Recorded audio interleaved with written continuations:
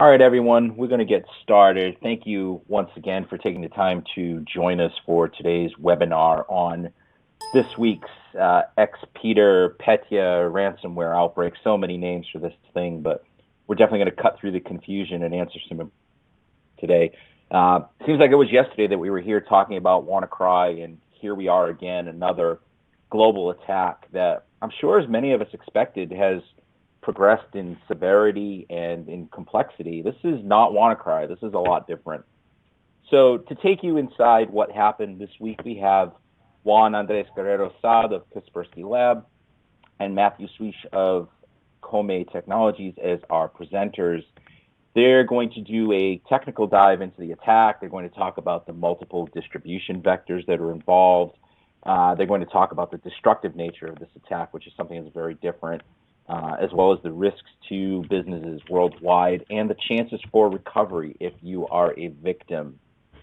And most importantly, they're going to talk about some mitigations on how to best protect yourself against this attack and what's coming down the line. So before Juan and Matt take over, I just want to let you know that we're going to save some time toward the end of the presentation for Q&A. So you'll have the ability to send us questions through the console at any time, and I'll get those together and ask as many of Juan and Matt as that time will allow for. So let me get out of the way and turn this over to our speakers. Juan and Matt, please go right ahead. Good morning, guys. So this is Juan Andres Guerrero-Saade, as Mike brilliantly managed, joined today by my partner in crime, Matt Suiche, as we did for WannaCry, and I hope some of you were able to join us for that as well. We're not exactly thrilled to continue to do these things, just because it means every time we're here together, something terrible is happening. But I figured that it does give us a good opportunity to raise awareness, to kind of get together and hopefully to correct the record, because what ends up happening with a lot of these things is everyone is so eager to get on top of what's happening that there's a great deal of confusion. And this has been a particular case with ExPetr or Netya or Petya or whatever we'd like to call it, in particular because a lot of the early attempts to respond to this incident have actually mixed up a lot of indicators and gotten a lot of people confused. So we'd like to kind of scrape all that and make sure that we are that we're setting the record straight, that everybody's very clear in what we know coherently so far, and then we can have a conversation with everybody on the same page, hopefully. So as you can see from some of these screens, this is some of the terrible red and black screens that a lot of people have been getting as of basically June 27th. So it's only really been about 48 hours that we've been dealing with this right now. To give a bit of a summary of what's been going on, basically it's seen as a variant of Petya. We've had some arguments about this, which has led everybody to kind of mess around with the naming conventions. But we're going to go into some of that as well. But the idea is this is what originally looked like a ransomware variant of Petya that eventually we nailed down to what looks like, you might call it a derivative of Petya, or that it shares a certain there with Petya, GoldenEye, and so on. But we think that there's enough, at least at Kaspersky, we think that there's enough of a functionality difference to warrant giving it a different name, which for us has been ExPetr. But I don't think that the naming is going to be the most important thing here. The big thing is this has been, just to give a summary snapshot, it's been spread with a very heavy geographic distribution for Ukraine, mostly due to the infection vectors, which include a supply chain attack against a Ukrainian tax software company called Medoc. It also includes a variety of spreading mechanisms, which is notable in difference to WannaCry, which was very well known for using Eternal Blue. This actually uses Eternal Blue, but also uses Eternal Romance, and also collects credentials through its own Mimikatz variant, and then leverages these across a local network through WMIC and PSXX. So it actually has a great deal of ways of infecting machines on a local network. And that's very notable because when it came to WannaCry, we could sit here, Matt and I could just chastise everybody for not having patched machines on time. But that's not the case with ExPetr. That's not the case with this infection, where we can say that there isn't it's not just a matter of patching. If you get one infected machine, you can actually watch them spread to a variety of other fully patched machines with no trouble. So just that was a bit of a summary of kind of what's going on. We're going to cover how this actually goes about encrypting things, which I think Matt's going to kind of jump in at this point. And we also want to be able to talk about what it's doing to the MFT structures, what it's doing with the installation keys. I understand some of this might be a little too technical for some of the audience. We're being joined by 2,500 people so far. So we'll try to make it as accessible as possible, and if there's anything deeper, we can always go at it in the questions.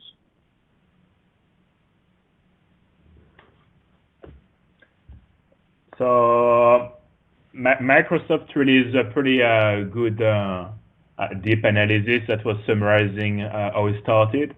And one of the most interesting thing that was also announced during that publication is basically Microsoft confirmed the origin of the malware.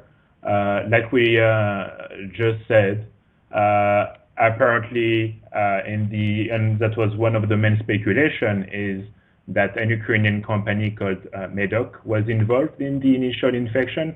So this had been confirmed by Microsoft through their platform.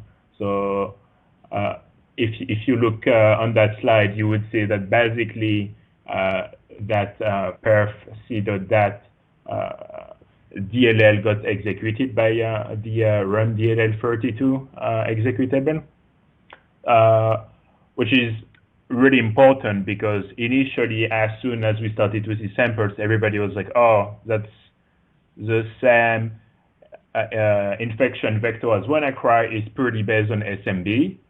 But here, we see that basically it's not the case. Like the initial vector, even though that some SMB vulnerabilities were leveraged later in a later stage, it was apparently not the initial infection vector.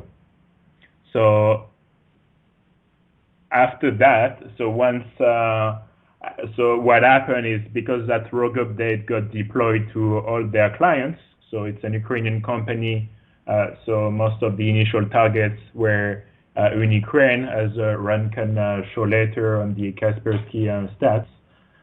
So once access to the machine was provided, so in the case of WannaCry, it was like scanning the SMB port on internet and locally. So here we have like two different strategies. So the first one was to steal credentials using Mimikatz variant that had been recompiled to recover administrator credentials or active sessions. So we're going to talk about it later, but basically that's where Active Directory security is becoming really important, which is a field on its own. Personally, I'm not an Active Directory expert, and I've tried to look at it like recently. I've realized like how complicated it was because of all the different policies. But once it get all the credentials, then it's using PSExec from sysinternals or WMIC to copy and execute itself on the target machines. And then, assuming it fails, it would use Eternal Blue and Eternal Romance. So for those who have been present in the previous webinar that we gave on WannaCry, so those exploits had been leaked by a group called the Shadow Brokers, which I'm actually going to discuss about next month at Black Hat.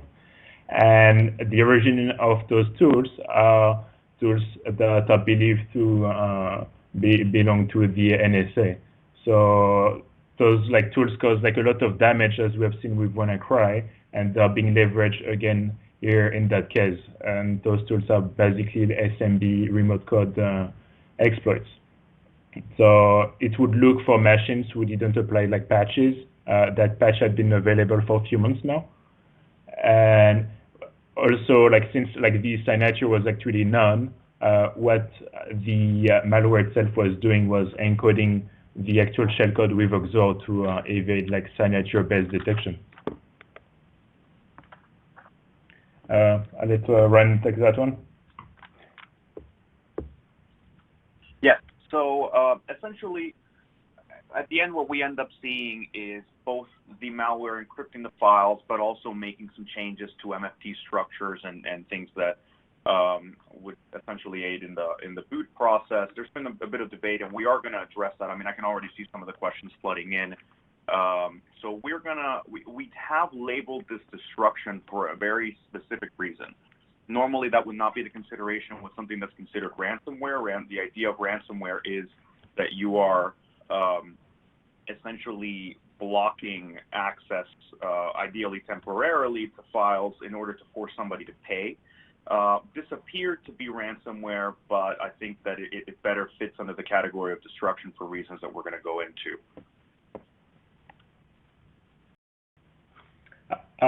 So here, like it's basically like the algorithm used to decode the actual shellcode. So as we can see, it's pretty straightforward. It's just like a basic like XOR that we see on the actual shellcode. And like Juan was mentioning, so for the encryption, so this is the list of the file extension being affected. Windows folder, as we're going to see in the next slide. The next slide is being excluded. And so those extensions are like pretty standard. And as Ran is going to explain in further slides, there is, for the decryption, I already see like some of the questions about is it possible to decrypt. So far, like there is no way to decrypt. I don't know if you want to add like anything to that slide, Ran.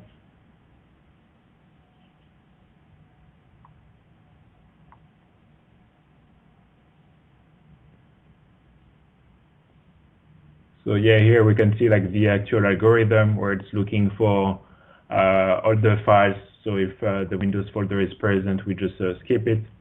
And then there is like a function. Someone actually today mentioned that like the actual function to encrypt files is actually like flawed, that it contains a logic bug. So that's something like we are confirming at the moment. But even like the encryption function itself, because of the way it's encrypted, may even have a logic bug that would even like prevent to decrypt like files, assuming that there is a decryption key properly.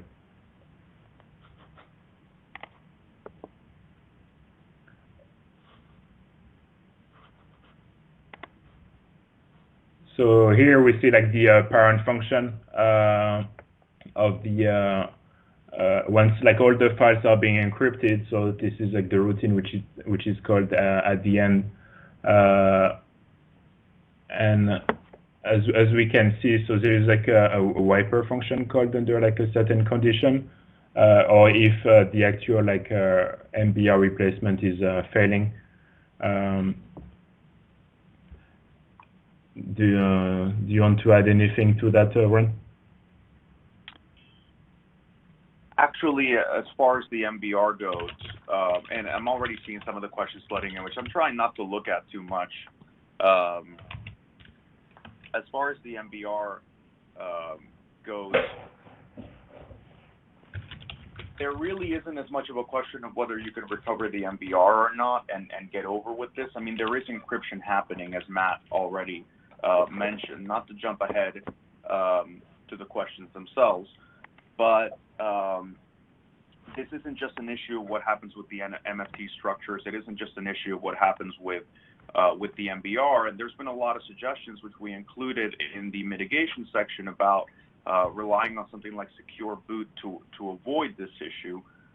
Similarly, with our products, the moment that they go to rewrite the MBR is when the process gets killed, which is kind of an interesting mitigation there.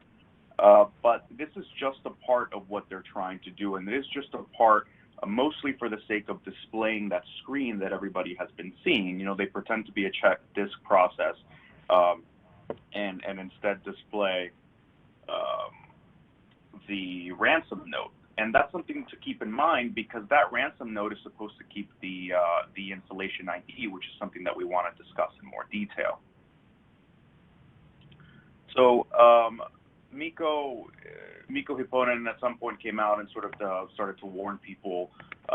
The email address that was supposed to be used for communication between the attackers and the victims in order to assure decryption was actually shut down by the email provider fairly quickly, a few hours after the attack started. So even then, there wasn't much of a point to trying to pay the attackers, because people weren't going to get their money back. That's not to say that they didn't. As far as I checked last night, I think we were up to something like 24 transactions, maybe up to 3 Bitcoin, so about like $6,000, which is, it's not a ton of money per se, but it's people still paying, considering that they're not going to get their files back at all. It's something to keep in mind. But the reason people are not going to be able to get their files back doesn't have to do in particular with that email being shut down. There's actually an inconsistency here between what the encryption mechanism is generating and what is being displayed on the actual boot screen that is asking people to pay. And the reason for that is actually that mechanism isn't actually working. It's not designed to work properly. So if you look at the actual code that's generating the installation key, which it's quite crucial. If you understand how a ransomware infection works, usually a key is generated, an installation key is also generated, and that is what the victim will provide to the attackers in order to signal what their system is, and in order to be able to get a decryption key back once they've made a payment. So that installation ID is essentially what lets the attackers know what system they're meant to be decrypting, what key they're meant to be providing. And in the case of ExPetr, the mechanism that generates that is actually not working. And I'm a little hesitant to say whether it's broken or in reality whether it just wasn't implemented properly. And that's something that we can discuss further along.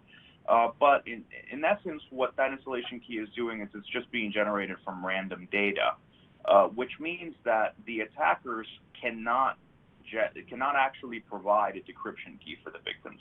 And that's really important to understand. It's not just the fact that there's no means of communication with the attackers right now, but even for anybody, had they been able to reach out to these people, they wouldn't necessarily, the attackers would have no means to actually provide a decryption key. And that's really important to understand. Going farther into actual distribution of the attack, we mentioned that the MEDOC distribution and the fact that it's sort of a supply chain attack, this is actually some of our telemetry, and we really wanted to focus mostly on the top 5. I mean, we saw about upwards of 2,000 attacks on Kaspersky customers. Thankfully, blocked by System Watcher and blocked from spreading by a variety of mechanisms. But we could actually say, upwards of 60% of that distribution is in Ukraine, with the next biggest target actually being Russia, which actually makes it quite interesting. At the time, we didn't really understand what the infection vector was, what the original infection vector was.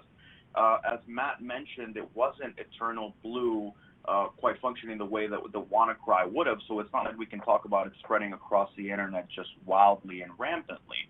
And instead, it became a lot more clear why the distribution was so skewed to specific countries when you look at the mechanisms that they have chosen and the attackers have tailored. The first one that we really want to point to that I think is actually quite interesting is a watering hole attack targeting a very specific news agency site in Ukraine. They basically compromised this website, redirected the visitors to like JavaScript inject in order to be served a variant of ExPetr. It's important to understand that it's not just Petya, not an old school version of Petya, but actually the same malware that we're seeing spread now, but without the spreading mechanism. So instead of being a couple of 100 kilobytes big, this one was only 30 kilobytes big. It wasn't trying to spread, but it was definitely causing the same kind of problems for the people that downloaded that file. Then the largest infection vector is actually the MEDOC infection, and I see that some of the formatting got messed up from my slide, but I can say Cisco Talos came out a few hours before us. They did great work analyzing this, and they pointed to MEDOC this Ukrainian tax accounting software as pushing a malicious update that actually is what caused a great deal of these infections. Similarly, we can confirm this with our own Kaspersky Security Network, or KSN telemetry, as we saw sort of these MEDOC processes all of a sudden spawning ExPetr processes. So this is something that we confirm on our side as well.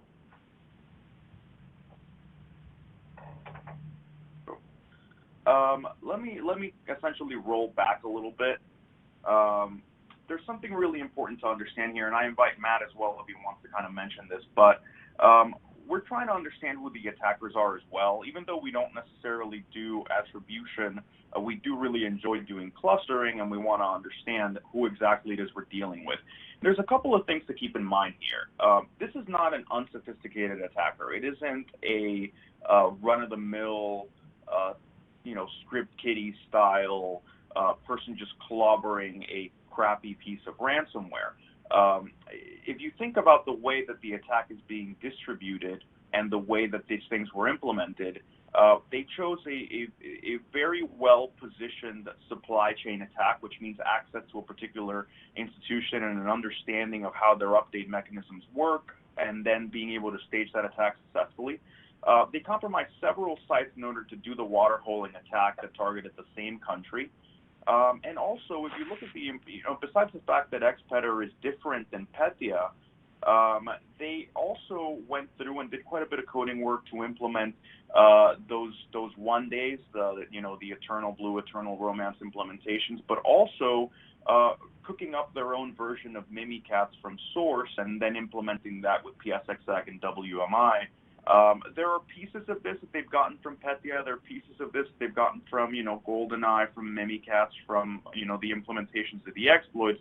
But I think there's quite a bit of development work that's gone into the actual spreading mechanism, which I think is very interesting when you juxtapose that with the fact that they've actually proven themselves to be incredibly incompetent file kidnappers, incredibly incompetent ransomware actors. On a variety of levels. First of all, a single Bitcoin wallet means that all of those transactions, those 24 transactions, and anything that they might have actually hoped to gain is very easy to monitor. It also makes it very easy to find other related files just by tracking down that one Bitcoin wallet as an indicator. Similarly, they used only a single email, which means that, the company that was hosting this was able to shut down their only means of communication with victims within hours. And at the same time, they pushed out this, they included this broken installation ID mechanism, which is not something trivial, because if you understand the way that the ransomware ecosystem functions, there's a bond of trust that is inviolable between the attackers and the victims. As strange as that sounds, trust is a really important part of the way that ransomware groups function, because the only thing that's making people pay is the expectation that they're going to get their files back. So for, let's say, the original criminal enterprise running Petya, I'm sure that it's actually been quite annoying to them to think that their brand is irreparably damaged by another type of attack where people know they're not going to get their files back. So they've actually, the attackers behind ExPetr have actually committed the cardinal sin of ransomware infections. And when you take all of that into account, I think for that reason and a variety of others, we actually consider this to be a sabotage attack or a wiper attack. Whether you want to say that it's intentional or not, I mean, that's the kind of thing that I'll leave to others to speculate. But we can say that insofar as the attack has been implemented, a ransomware, whether a real ransomware or not, but a ransomware attack with no possible decryption is essentially a wiper attack. And I think that that's what we're looking at in this particular case. I don't know if Matt would like to mention something on that. Yeah, definitely. And like you said, Juan, one of the big aspects of ransomware is the trust factor. So if you don't trust that if you're gonna pay, because like anyway, like we saw with WannaCry doing like a ransomware like at a large scale and asking like victims to pay with cryptocurrency, it does not really work because people don't trust it, and even in general, like it's complicated for them to buy Bitcoin for the first time. But here, the fact that the installation key, as the attacker chooses to call it, is entirely different, like we see like in the actual screenshot that we gathered today. It really shows like the inconsistency between the two installation key, like you see here. So on the right is the actual installation key generated from the routine when encrypting the files, and on the left, what Juan was explaining, that the key is being randomly generated. Like in the case of WannaCry, if you're like a victim of ransomware, you would send something encrypted with the public key. Like you would send like your actual pair of keys encrypted by the public key of the attacker. So when you send it to him, he can send it back to you decrypted, and then you can use it to decrypt. Here, it's very different, because if the installation key is just some random data, there is no way that it's going to help the attacker to identify the keys that had been generated before encrypting the files. Also, the way files are being encrypted, like I was explaining, it's only encrypting the first megabyte of files. So if the file is bigger than 1 megabyte, it won't encrypt it. And some people actually noticed also flaws in that encryption algorithm. So all those different attributes are setting like red flags on the actual like purpose of it being a ransomware. And like Ron was saying, if the job is done like in a very like sloppy way, if files cannot be decrypted, it does not look much like a ransomware on its own. So, and also like Ron was saying, like the complexity of that malware, especially from the lateral movement side, like combining those one-day exploits on top of tools like Mimikatz,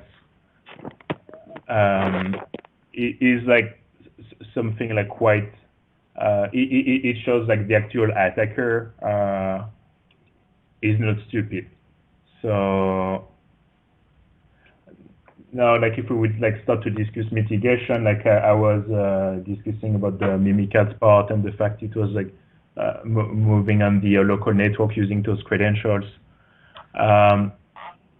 Like one of the big thing, and if you look online for an article called "Lesson from TV5 Month 2015 hack," so the link is at the end. The slides are going to be available right after we're done with the presentation. But the French national security team had to respond to an incident in 2015 that was targeting TV5 Month. So they did like the incident response, but also the recovery plan the following months of the attack. And if you like listen to the presentation, there is a video available in French, or the article in English. You start to understand, or like Active Directory security, how complicated it can be. Personally, that's not something I really looked at before. I don't really know much about Active Directory security.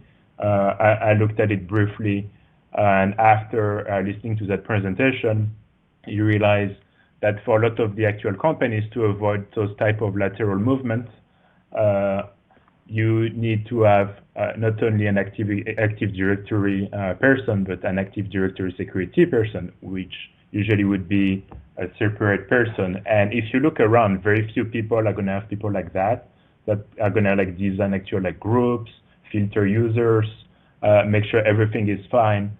And that's or like such attacks, at least in the first part with PSExec and WMIC, are being leveraged due to the lack of such security.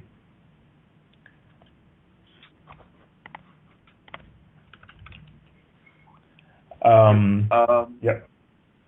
On that point, I mean, you mentioned the Active Directory bit. I would actually point out the big issue with the Active Directory security and a lot of the setup as far as these mitigations go is also to do with not just how you're managing your group policy, not just how you're managing your administrative credentials, which are a big issue in this particular method of spreading, but also the fact that, like, as far as network topology goes, what we're seeing is a complete lack of segmentation. It was a big issue when it came to WannaCry, because WannaCry was just randomly spreading and most of these machines were not patched.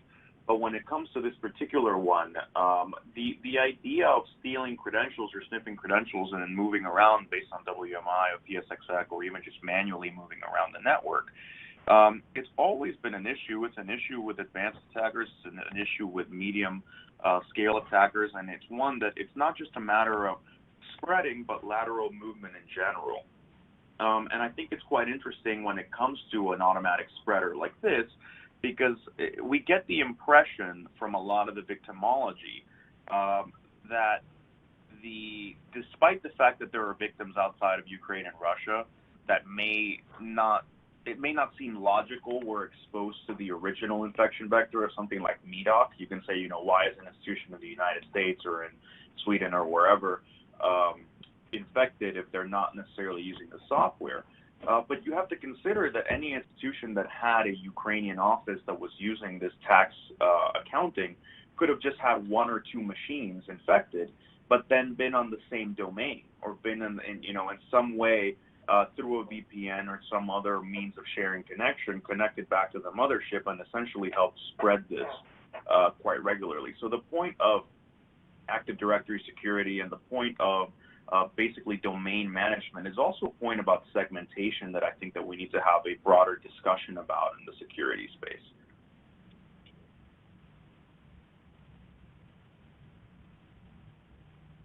On that, I don't know if Matt wanted to take SMB, but I can jump on it as well. We've got these, eternal exploits. We really push the point with WannaCry about the need to patch.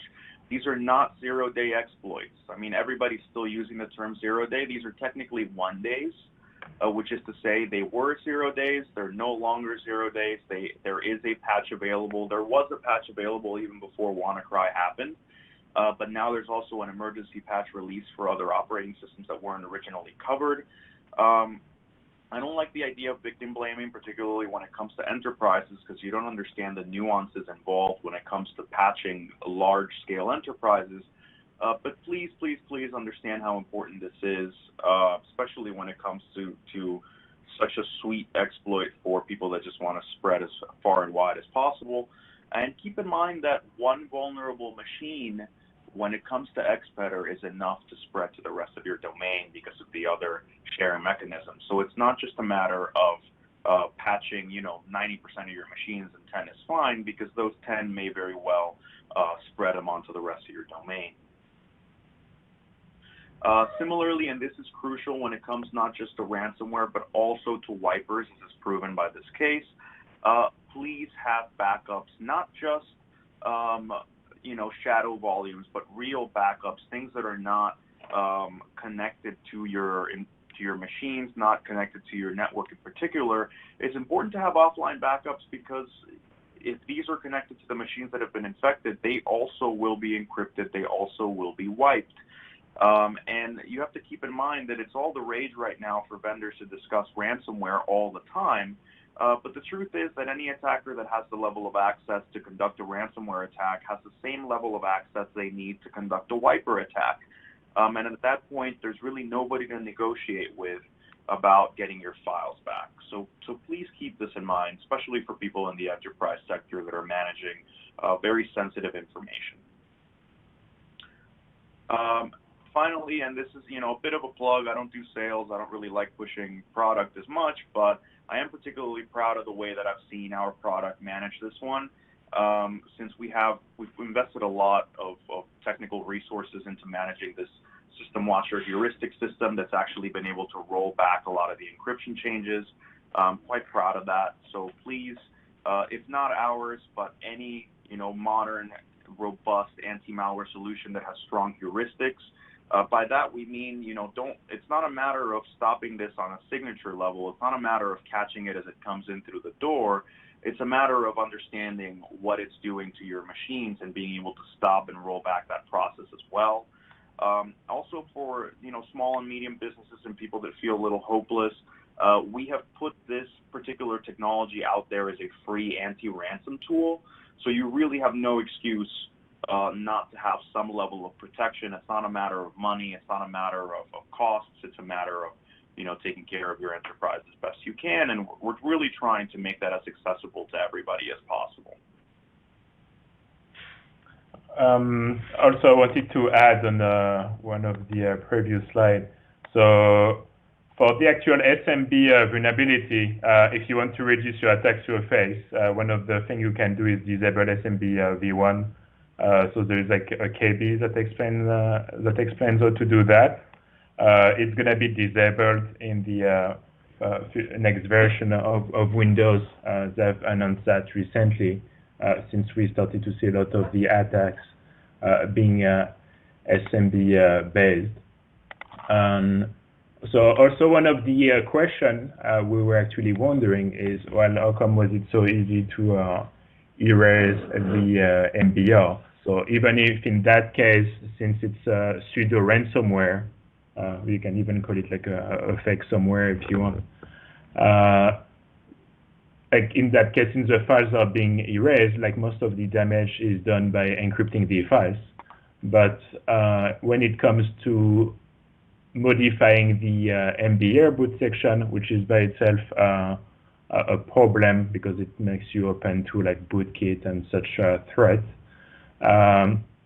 So first, like to modify the MBR section, so you need like administrator access. So which means if your users don't have like administrator privileges unnecessarily, which comes back to what we were discussing about like the Active Directory settings to make sure some of your users don't have like unnecessary privileges if it's not required. Like they would not be able to modify the MBR section, and MBR is pretty much legacy now.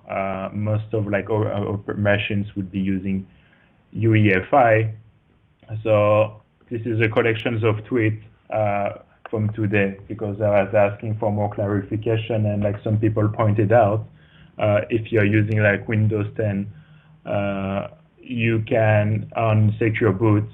A lot of those like actual vectors would be blocked, which is interesting to know. Now in enterprise, like we start to see more and more like Windows 10 enterprise and more people like enabling like device guard, secure boots.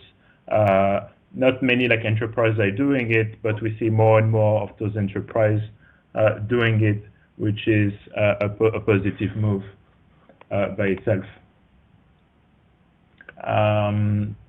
Now, like some of the questions. So, like those are like some of the frequently asked questions we received before we'll give the mic back to Mike for the following questions from the audience.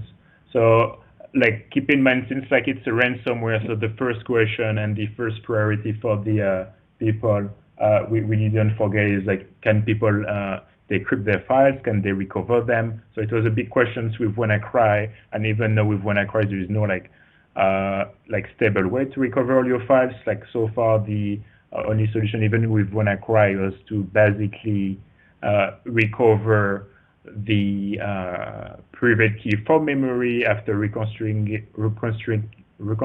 it from the prime numbers with a tool we worked on called WannaKiwi. So far with that current ransomware, like I was explaining, so there is no way like to recover files. So far, we haven't heard of any case of people receiving a decryption key from the attacker, and even anyway like the email itself is down. But on top of that, the encryption of the files itself appears to be buggy. And when Juan was saying, there is no trust on that aspect, so it does not make sense to pay.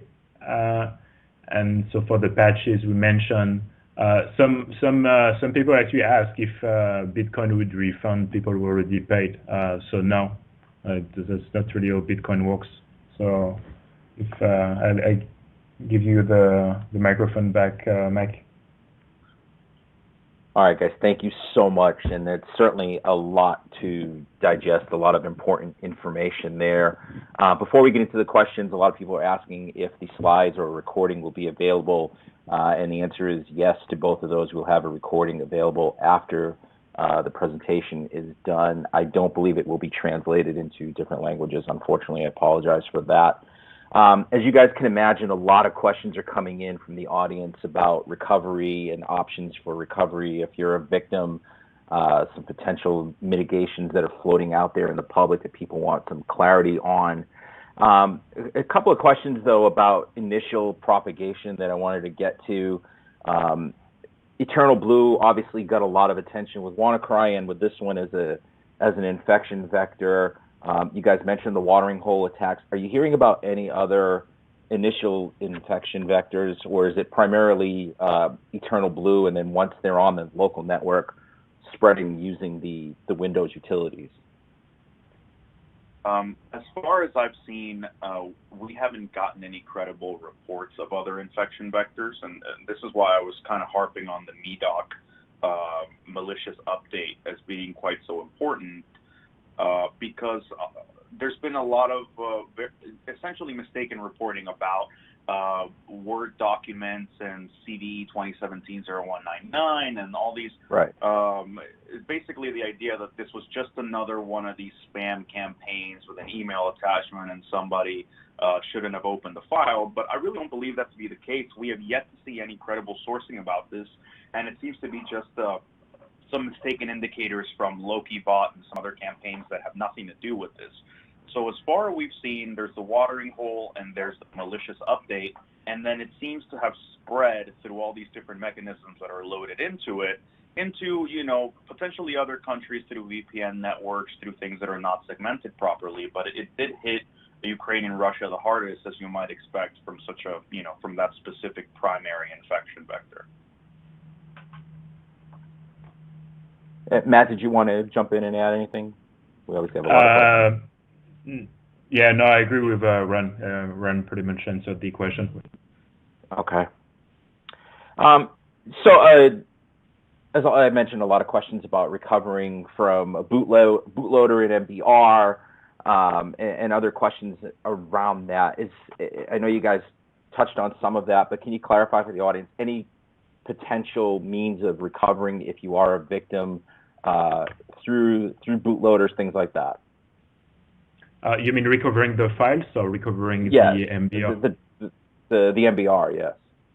Because like the MBR itself, like the first sections, like you can just fix them with the Windows CD. But when it comes down to the actual files themselves, so all the files that are outside of the Windows folder are going to have their first megabyte encrypted, and so far there is no solution to decrypt them.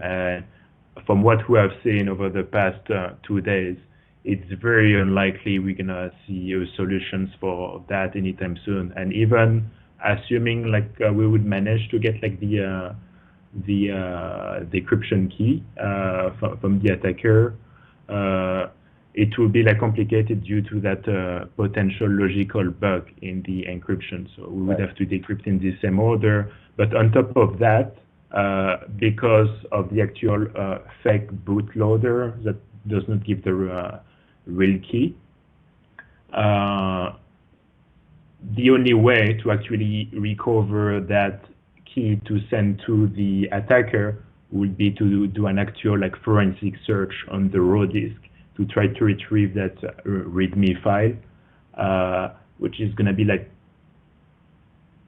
very unlikely for a lot of the infected machines, because so far we're talking about thousands of machines being infected. So that would be a lot of like raw disk to analyze, assuming like just to recover that file to potentially decrypt. So it's very unlikely. Yeah, it really doesn't seem like a whole lot of thought was put into the idea of decrypting the files at all. Right. Yep. Or at least QA. You know, there really wasn't quality assurance built into this process. Is the best, you know, if we really want to give these people the benefit of the doubt, which I don't know that we need to. Yeah, which So that pretty much reinforce like the wiper theory that basically, like Juan said, there is not much effort into decrypting the files, and it's very unlikely. Right. It would something seem important that was. Sorry, Mike. Go ahead, Juan. That's okay. Go ahead. Well, I was just going to jump into another point about, you know, ransomware ecosystems. I think it's important to really, really harp on this. Normal ransomware attackers build their brand. They make it, you know, they focus on their own toolkit. They focus on their spam campaigns. Maybe they have a ransomware as a service or some kind of ecosystem that's tiered. But overall, they really protect their brand because they know that any whiff of insecurity about getting your files back might basically mean the death of what they're investing into. Obviously, it's an illegitimate business. We'd be happy to see nobody pay the ransoms and nobody have to deal with ransomware. But sadly, this is the kind of thing that spreads a lot and a lot of people are paying, which is why a lot of people are investing into it. The ExPetr, Netya, not Petya, whatever you want to call it, attack, it commits a lot of cardinal sins for ransomware. And the idea that they didn't test how well the encryption was working, how well decryption would work, whether it would be possible at all to decrypt, it just keeps adding to this small mound of evidence that this just does not look like a proper ransomware attack. It looks more like a sabotage attack. Someone's asking about the Windows utilities, and there is some advice floating out there about disabling them. Is there any reason not to do this? Are these critical utilities that will affect productivity or availability of systems, anything like that? You guys talk about that. Matt mentioned that, you know, he's not a domain admin expert. I definitely don't consider myself a domain admin security guy. I haven't had the very tough job of having to manage a domain at enterprise at that scale and having to deal with the requirements of many different people. But when it comes to speaking about Windows utilities, I mean, my colleague Fabio Assolini and I did research back in 2015 about just how many of these Windows utilities are being abused by attackers on the regular. If you do not need some of this stuff, I mean, maybe there are some very specific cases per enterprise where people really need specific kinds of tools, but even things like BitsAdmin can be abused and is misused, and sticky keys is abused for getting in, and obviously PowerShell is all the rage right now for managing a complex network. But if you're not using PowerShell, the idea that it's deployed across your network and has any greater level of access privileges and so on than it should is terrifying, because it is actually one of the favorite tools now in the more nimble attacker toolkit. So particularly when it comes to PSXEC and WMI, whatever you don't need, feel free to block and disable. And in this particular case, I think you might be better served. But I do think while it falls into the mitigation section, while it falls into the hacking and patching section of attempting to kind of get ahead of this particular one, we need to discuss some bigger structural changes like segmentation that are, frankly, more important than just this particular attack. Yeah, I agree. Just to add a few points to that, which also to emphasize on the importance of planning for the worst case scenario.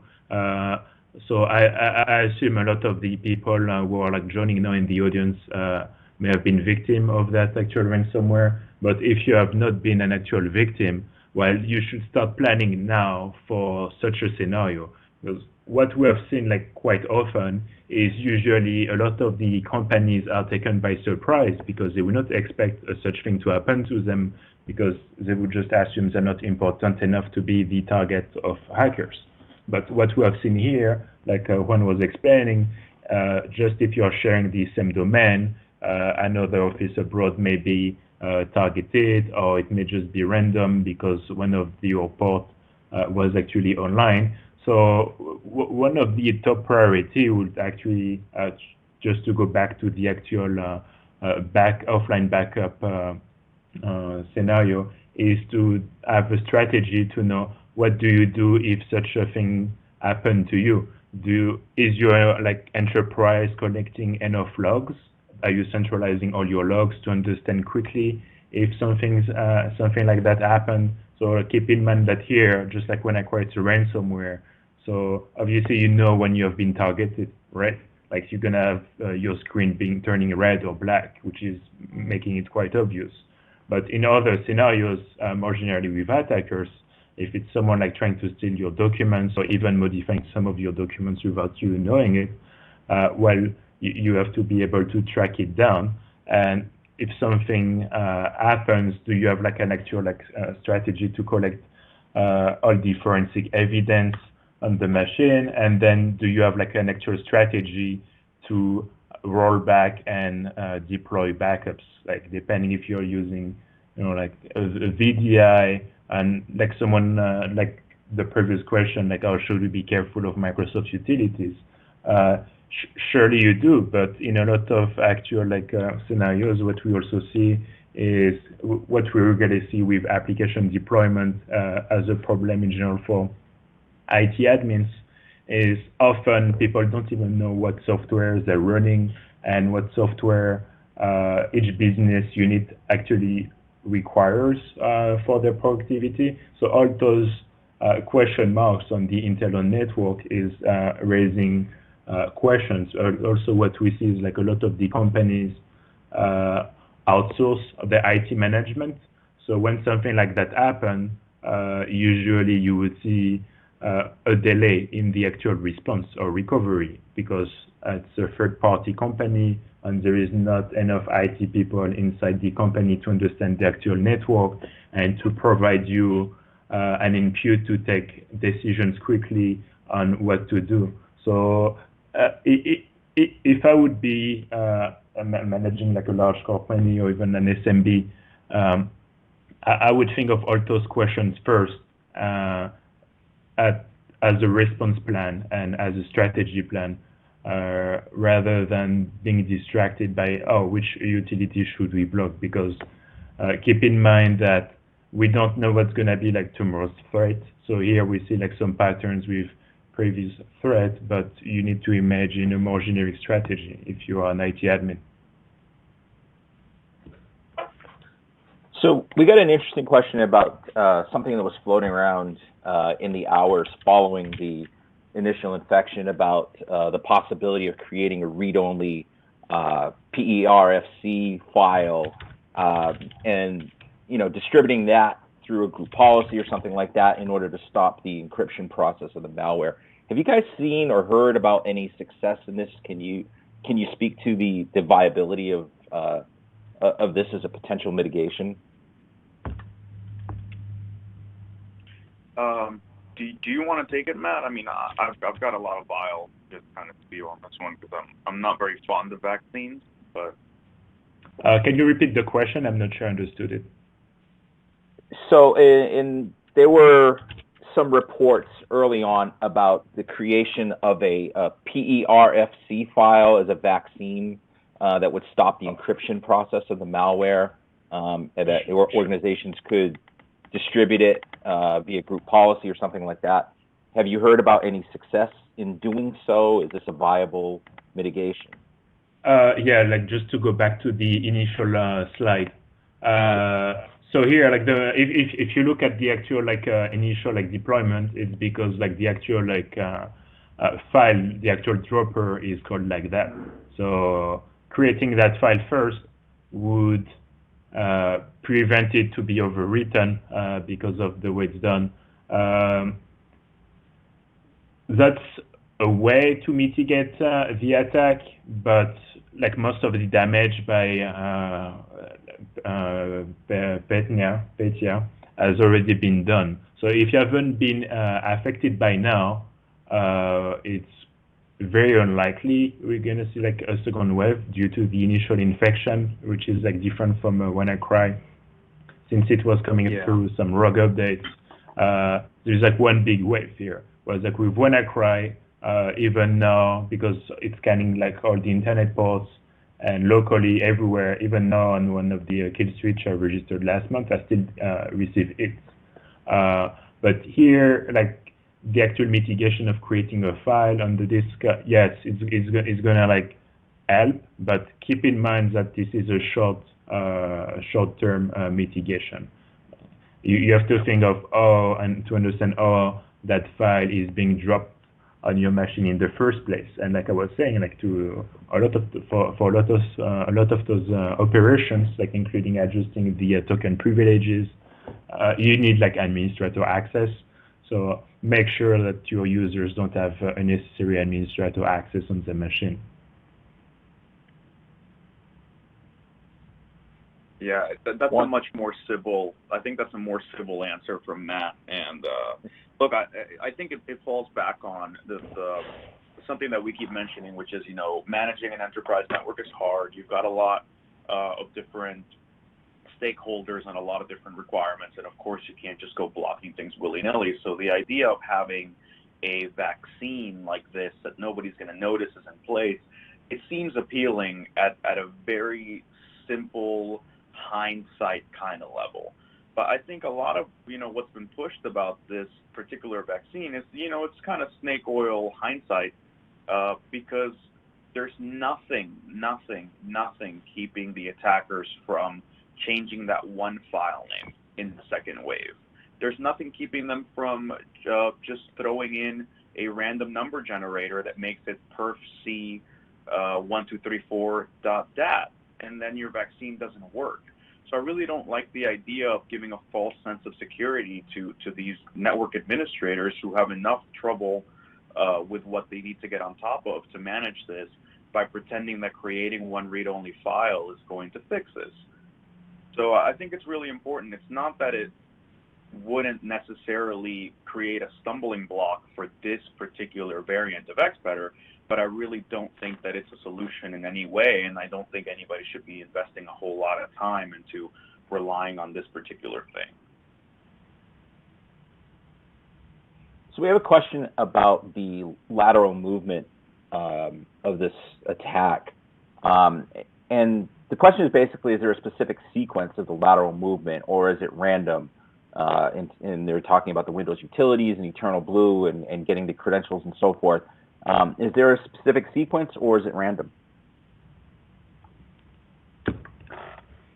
Well, if you read like the Microsoft articles, like they actually like explain the sequence.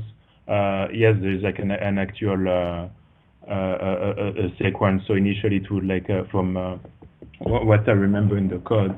So it would first try to get the credentials before trying to use the actual internal exploits, which makes sense because it's less invasive than actually trying to use like a remote kernel exploit, even though we know that exploit is stable. That's still a remote kernel exploit, so there is like risk of like creating a blue screen for the machine if it fails. So you usually, and which makes sense, this is what the attackers are doing, leverage non-kernel techniques first. But Microsoft actually did a really good job at explaining the spreading vector, because well, I assume because everybody was like blaming them for not patching, not releasing patches. So that to give a quick response to explain to people that the actual patches were available for a while.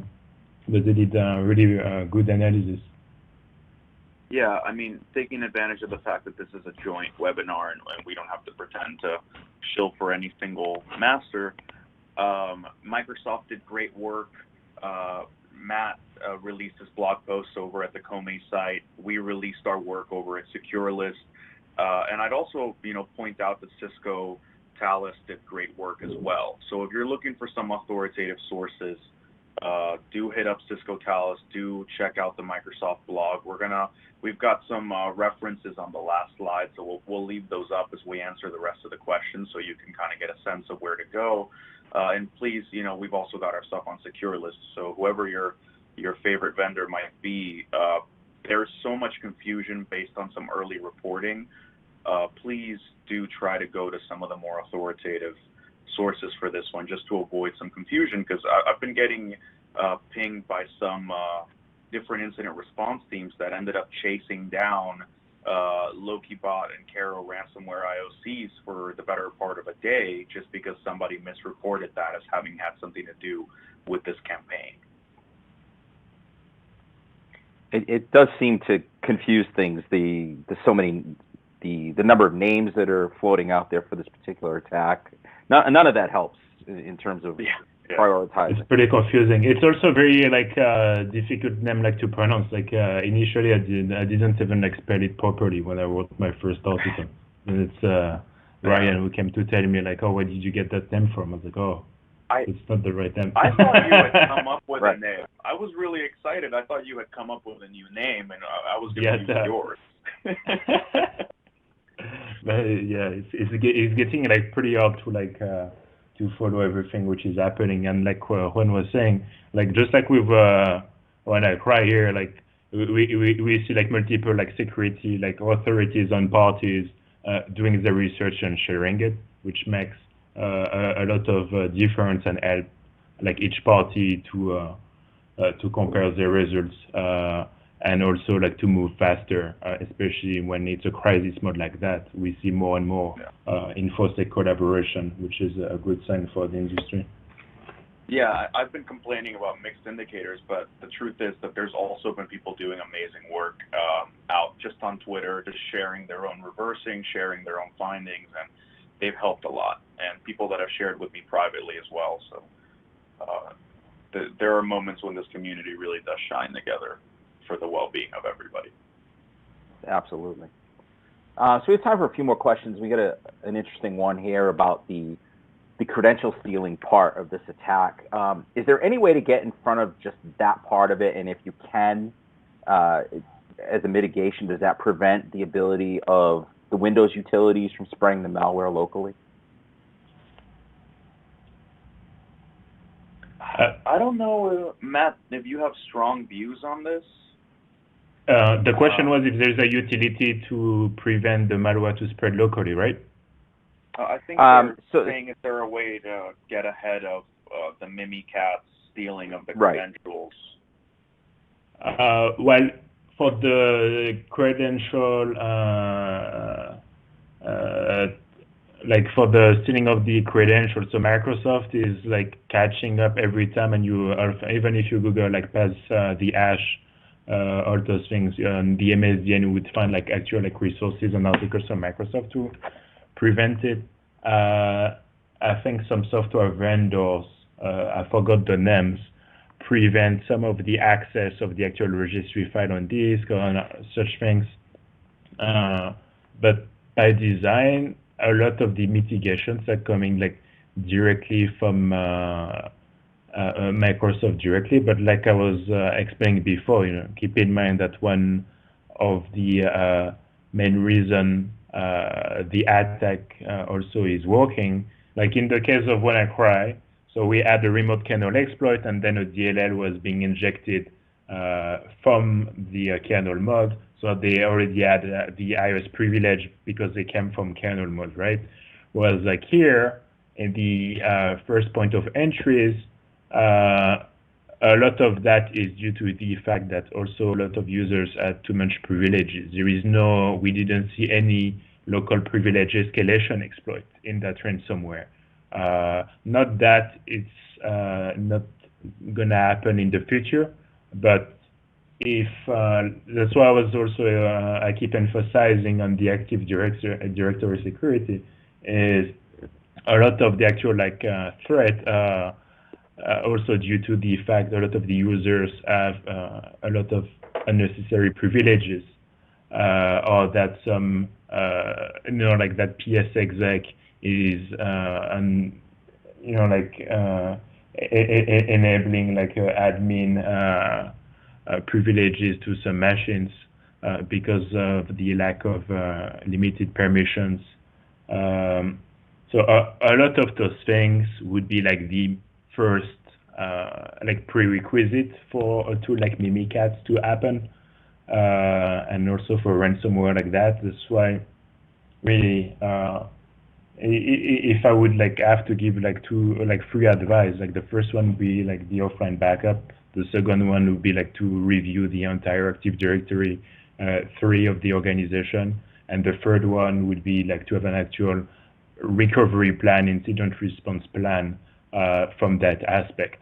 Like I was saying before, I assume a lot of the people who are also attending haven't been impacted by that ransomware, but I'm sure, especially given the frequency of cyber attacks raising globally now, it's what's scaring a lot of the people. We all want to go back home at the evening and just to have some free time, not to be in crisis mode for weeks. So that would be the free advice I would give away to prevent such things. All right. People are asking some kind of high-level questions that I think a lot of people would like just some clear-cut clarification on things on. For example, there is no kill switch here. Do you guys know of any file extensions that are being added to encrypted files? And can you clarify if there is any kind of worming component to this to external machines through the internet? Can you repeat the last question? Whether there is a worm component to this, like WannaCry. People are asking about whether this can spread outside the local network. So far from what we have seen, it was mainly in the local network, but like Juan was saying, if there is no proper segmentation on the network, if everything is flat, while it's still going to spread on different domains and then impact your foreign offices, but if you have a VPN factor, well, it may also impact another domain also at that point, because those two domains would cross over. Regarding the kill switch, yes, there is no kill switch like what happened with WannaCry. It got a lot of attention, but also for the wrong reason, I guess, because people now kind of expect. Some people think kill switch are a thing. I met some of the people who were asking me questions about did you guys find a kill switch yet type of thing, and I think it kind of created the wrong reflex from the people, because people need to understand that the actual kill switch that happened with WannaCry was a logical bug by itself. So it was a flaw. So that was specific to WannaCry. It's not something that will be repeated with every malware or every ransomware. Mm-hmm. Just a couple more questions. I know we're getting close to our time. Some questions about securing the supply chain, and obviously this is pertinent given MEDOC's involvement in this particular attack. Do we know yet anything about how MEDOC may have been compromised, and what should companies be, what kind of questions, what kind of conversations should people be having about their suppliers and reviewing the security of those relationships? Look, in this particular case, it's a really difficult discussion to have. Yeah. I always cringe really hard when it comes to anything that affects update mechanisms. The way that, I think the greatest, biggest, baddest example being Flame, but that was really selectively used. The problem with supply chain attacks is there's no clear-cut, easy way to get an understanding of the security of a vendor. I mean, most of the people that fell victim to this one, they were just using the most common tax software in their country. I mean, to what extent can you expect a company to do due diligence on every piece of software that they use on their enterprise? I mean, you really can't blame them for it. That said, I mean, if we're not blaming the victims, we can look at the vendor. I mean, the security of it appears that the security of MEDOC is just very, very low end, very poorly implemented. There's a lot of open resources, it doesn't seem like it necessarily was the most sophisticated attack that allowed them access. It just seems like there was a great deal of opportunity. But again, I don't know how exactly you reassure institutions regarding the supply chain and the integrity of their own vendors. I think the best that you can do is implement the best level of security you can in-house and expect that this is going to happen. Today it was MEDOC, today it was a supply chain attack, and it was a little more sophisticated. Tomorrow it can be one zip attachment at one low-level sales office that happen to be connected to the rest of your network. So at that point, the question you have to ask is, why wasn't it segmented? Why did they have admin credentials? Why was there no anti-malware solution? Why?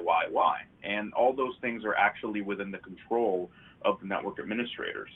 I think focusing on the supply chain attack is like focusing on whether there's a backdoor in a chip in the hardware of your phone instead of worrying about whether your child installed an Angry Birds application that happens to be stealing your contacts.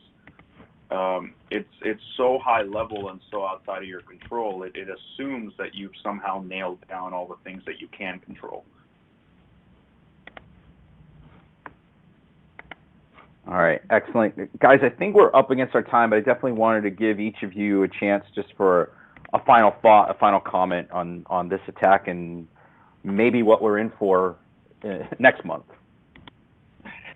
You want to go first, Matt?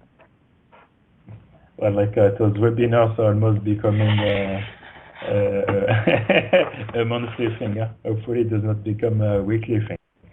But yeah, like Juan was saying, the supply chain attack it's becoming worrying because indeed, like now, it means like a lot of these software vendors have also responsibility with updates are being dispatched, and do they control it properly? So obviously, like nobody is immune to hacking. We have seen it over the past few months, and it's quite worrying. And so the importance to like plan for the worst case scenario. Like simulate attacks, plan for like the worst case scenario. Do you have a recovery plan? That will be like the main attributes, because like we just said, we don't know if we're gonna have another webinar like next month about something else. No, it's almost becoming a habit. And now with those like shadow brokers files that have been leaked. So those files have been leaked in April. Those people were still talking about it. Keep in mind that those tools were built 4 years ago. They've been used in some operations like in 2014, 13. So 4 years is a long time. So we have seen the damage it did over like the past 3 months. And like I was explaining before, we were like dealing with ransomware. So it's obvious you have been targeted because it's changing your wallpaper, like you cannot boot your system anymore, so you know you've been targeted. But if it's a more vicious attacker who is just like taking your IP and everything, like we have seen on other cases, it's also problematic. And Juan, did you have a final thought? Yeah, I mean, I'll tail off of what Matt is saying. I mean, I know a lot of people on the black hat side of the house were actually quite upset that Eternal Blue got abused quite so stupidly with WannaCry, because if you think about it, that would have been the perfect exploit to essentially get to do whatever you want with Windows XP boxes indefinitely without it being patched by Microsoft had it not been a global crisis. And yes, everybody noticed because it was a really disruptive ransomware attack, so you see a screen. But there was also another attack around the same time that used the same Eternal Blue double pulsar combination to drop a cryptocurrency miner. And all those victims hadn't noticed that they were infected. because there was nothing clear and apparent about that being there. So, I mean, there's something to be said about that. There's also something to be said about the idea that if you take away the blame of using these exploits, which is kind of really popular right now, you know, Eternal Blue, Eternal Romance, and Shadow Brokers, and so on, but if you remove that completely, I wonder how many of these same organizations would have had the similar crisis just from a self-spreading, credential-stealing domain worm. I mean, if you're sitting there taking Mimikatz credentials and PSXFWMI to spread your ransomware, I mean, that tends to work on a lot of environments as well. I would actually point people to, there's a video from our security analyst conference this year where Anton Ivanov, who's a brilliant researcher on our team focusing on ransomware, he actually discusses what ExPetr Rap, which is another variant of Petya, in a way. I mean, that's a longer discussion, but he discusses how that's being used in targeted attacks. And a lot of time how that stuff is spreading is PowerShell, WMI, and other common techniques by which most corporate enterprises will fall prey to. So what these events are essentially doing are testing our mettle on security basics, patching, backups, credentials, management, segmentation, group policies, and so on. And we don't want to admit it, and obviously everybody wants to sell us a bunch of, you know, machine learning, AI, next-gen nonsense that supposedly is going to take this problem off of our hands. But in reality, we just need to, you know, practice what we preach, and get ready, because we're not going to be able to foresee each one, and we really don't want to be doing these webinars every week to essentially do a WannaCry therapy session, which is what we called the last one. But hopefully for everybody to feel that they're comfortable and on top of their network and well aware of their topology, and in a place where they feel that they can focus on more high-level problems because the basics have been, you know, nailed down. All right, excellent. Yes, definitely. Let's hope that this is the last one of these for a long time. So, gentlemen, Matt, Juan, thank you so much on behalf of our attendees for the great information, and thank you, audience, for the feedback and the excellent questions. I hope we got to most of the important ones. Once again, there will be a recording of today's presentation available shortly after we close off today. So thank you again for making the time to join us and for listening and interacting with us. Thanks again. Bye-bye. Thank you, guys. Thank you. Bye.